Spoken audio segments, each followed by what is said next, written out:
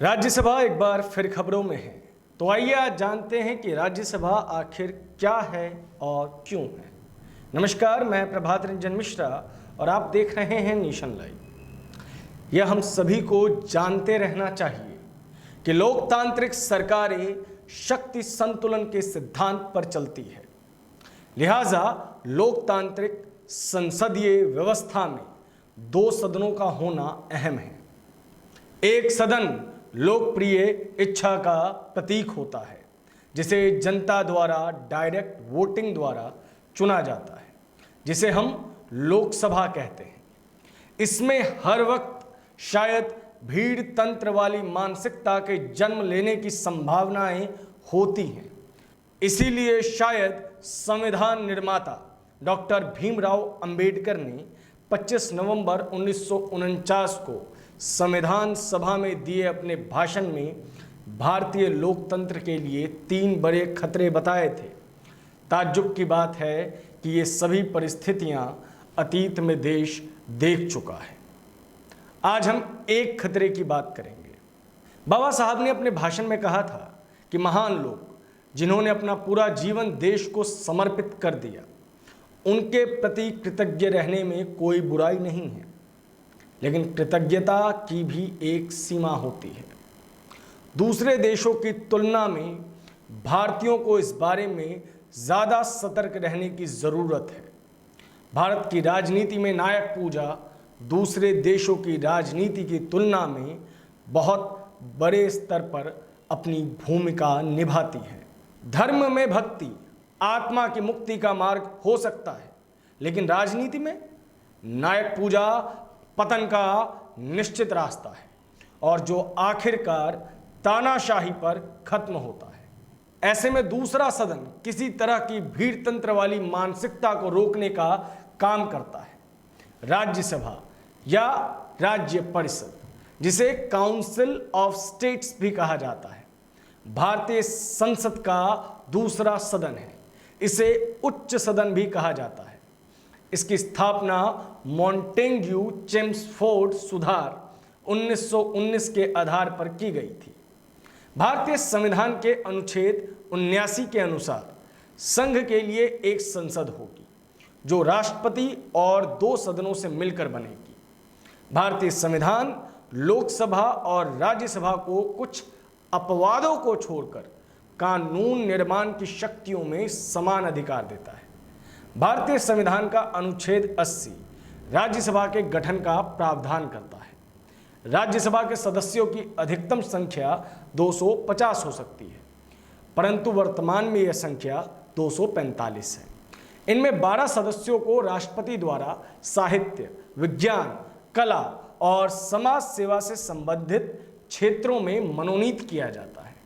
यह एक स्थायी सदन है, अर्थात राज्यसभा का विघटन कभी नहीं होता।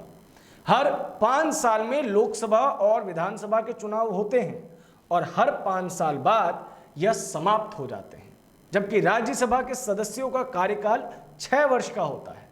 राज्यसभा के 1/3 सदस्यों का चुनाव हर दूसरे वर्ष में किया जाता है। आगे हम आपको बताते हैं कि संविधान सभा में राज्यसभा को लेकर क्या बहस चली थी, उसके विपक्ष में क्या तर्क थे और पक्ष में क्या तर्क दिए गए थे, राज्यसभा की भूमिका क्या तय की गई थी। इन सभी संबंधित मुद्दों पर आज विस्तार से चर्चा की जाएगी।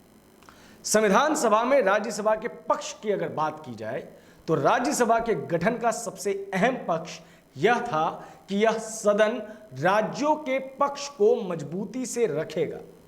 यदि लोकसभा द्वारा किसी विधेयक को जल्दबाजी में पारित किया गया है तो राज्यसभा उस पर व्यापक चर्चा करेगा।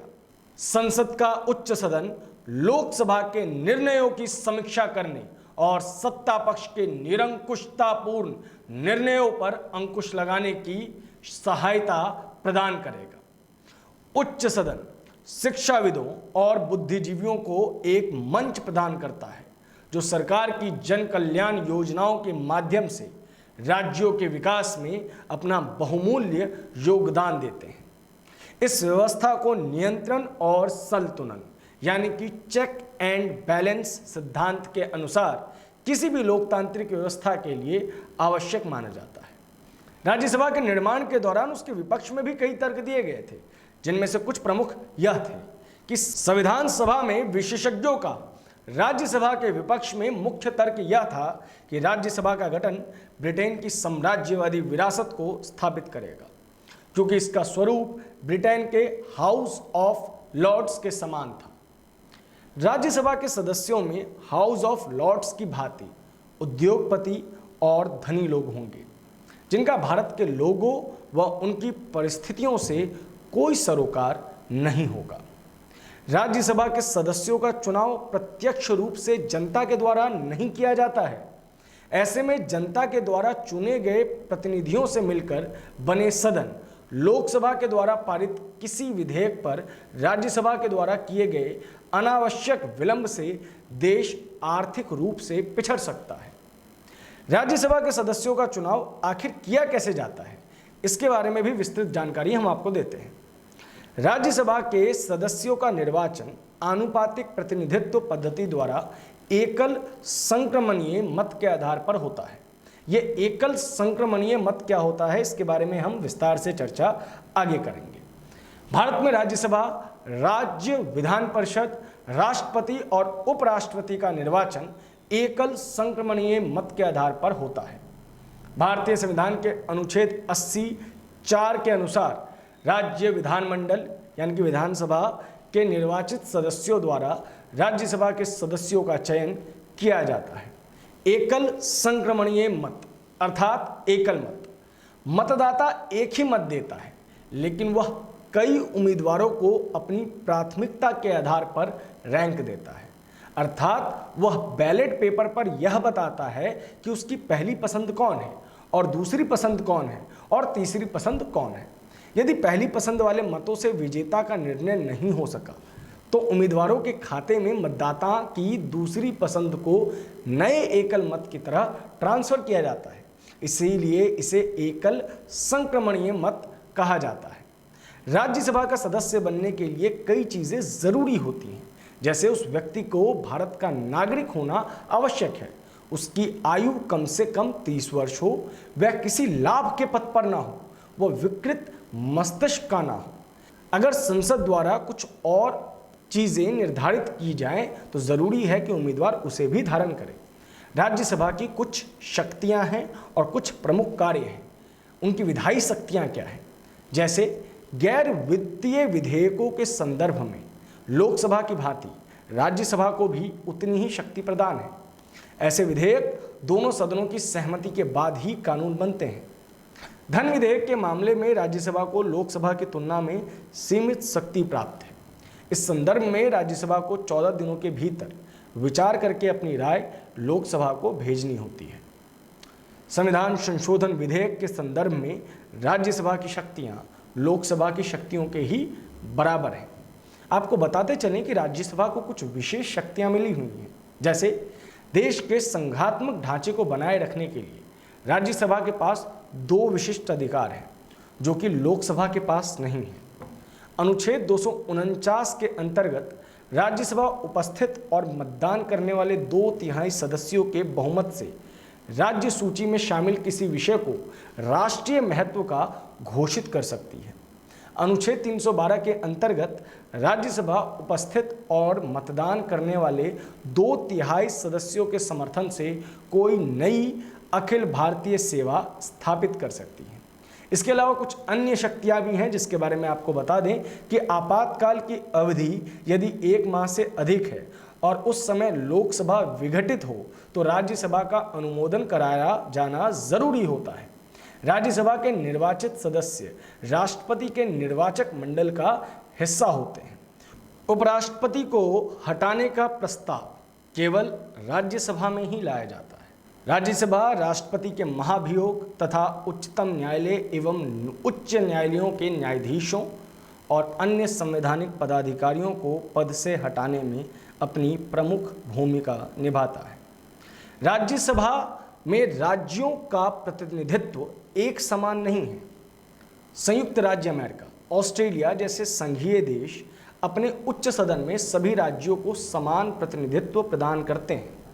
संघवाद के सिद्धांत को भारत की तुलना में यह तर्क ज़्यादा मजबूती से वहां स्थापित करता है।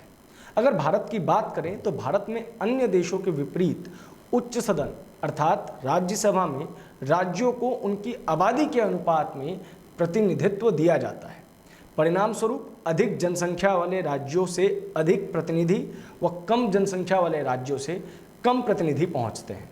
उदाहरण के लिए आपको बताएं तो केवल उत्तर प्रदेश में ही राज्यसभा के लिए आवंटित सीटों की संख्या संयुक्त रूप से उत्तर पूर्वी राज्यों को आवंटित सीटों की संख्या की तुलना में काफ़ी ज़्यादा है। बार बार राज्यसभा को दरकिनार करने के भी प्रयास चलते रहते हैं। कुछ मामलों में ऐसा देखा गया है कि धन विधेयक का रूप देकर साधारण विधेयकों को पारित किया जा रहा है। यह विदित है कि धन विधेयक के संदर्भ में राज्यसभा को सीमित अधिकार प्राप्त है। इस प्रकार हम देखते हैं कि सत्तारूढ़ दल द्वारा संसद के उच्च सदन की बहुत प्रभावकारिता को नज़रअंदाज किया जा रहा है। राज्यसभा को इस तरह से दरकिनार करने का कारण सत्तारूढ़ दल का इस सदन में बहुमत में ना होना है। जैसे हम आपको एक उदाहरण दे दें कि आधार विधेयक को धन विधेयक के रूप में पारित कराने को लेकर देखा जा सकता है कि किस तरीके से उच्च सदन को साइड किया जा रहा है, साइडलाइन किया जा रहा है। आपको बताएं कि जन प्रतिनिधित्व संशोधन अधिनियम 2003 के माध्यम से संसद ने जन प्रतिनिधित्व अधिनियम 1951 की धारा 3 से अधिवास यानी कि डोमिसाइल शब्द हटा दिया है। इसका अनिवार्य रूप से यह अर्थ है कि कोई व्यक्ति जो किसी राज्य का ना तो निवासी है ना ही उसका अधिवास है, वह व्यक्ति भी उस राज्य से राज्यसभा का चुनाव लड़ सकता है।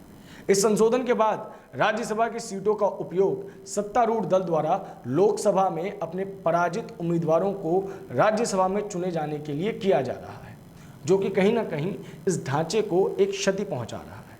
राज्यसभा के लिए मनोनीत सदस्यों की भागीदारी हमेशा से राज्यसभा में एक बड़ा सवाल रही है, देश के सामने एक बड़ा सवाल रही है। राज्यसभा के लिए मनोनीत सदस्यों में कुछ विशिष्ट हस्तियों का मनोनयन उनके प्रशंसकों की संख्या को देखकर किया जाता है, ताकि उन प्रशंसकों को वोट बैंक में परिवर्तित किया जा सके। ऐसे सदस्य एक बार नामांकित होने के बाद सदन के कामकाज में शायद ही कभी भाग लेते हैं। आपको बता दें कि सचिन तेंदुलकर को वर्ष 2012 में मनोनीत किया गया था। उनके मनोनयन के बाद कार्यकाल पूरा होने तक सदन 374 दिनों तक चला था, लेकिन सचिन तेंदुलकर की उपस्थिति मात्र 24 दिनों की रही थी। राज्यसभा के संघीय चरित्र को संरक्षित करने के लिए एक उपाय यह हो सकता है कि राज्यसभा के सदस्य प्रत्यक्ष रूप से किसी राज्य के नागरिक द्वारा ही चुने जाएं। इससे क्रोनी कैपिटलिज्म यानी कि धन बल के माध्यम से नीतियों को प्रभावित करना व राजनीतिक तुष्टीकरण पर लगाम लगेगी। इसके साथ ही प्रत्येक राज्य के समान प्रतिनिधित्व को सक्षम करने हेतु एक संघीय व्यवस्था तैयार की जा सकती है, ताकि राज्य सदन में अपनी संख्या बल के आधार पर नीतियों को प्रभावित ना कर सके। सदन में चर्चा की गुणवत्ता में सुधार के लिए मनोनयन की बेहतर प्रक्रिया की आवश्यकता है। भारतीय राजनीति में उतार चढ़ाव के बावजूद राज्यसभा राजनीतिक, सामाजिक मूल्यों तथा सांस्कृतिक विविधता का पोषण करने वाली एक संस्था बनी हुई है। इसके अलावा लोकसभा के साथ यह संप्रभु, समाजवादी, धर्मनिरपेक्ष, लोकतांत्रिक गणराज्य जैसे मूल्यों का ध्वजवाहक भी है।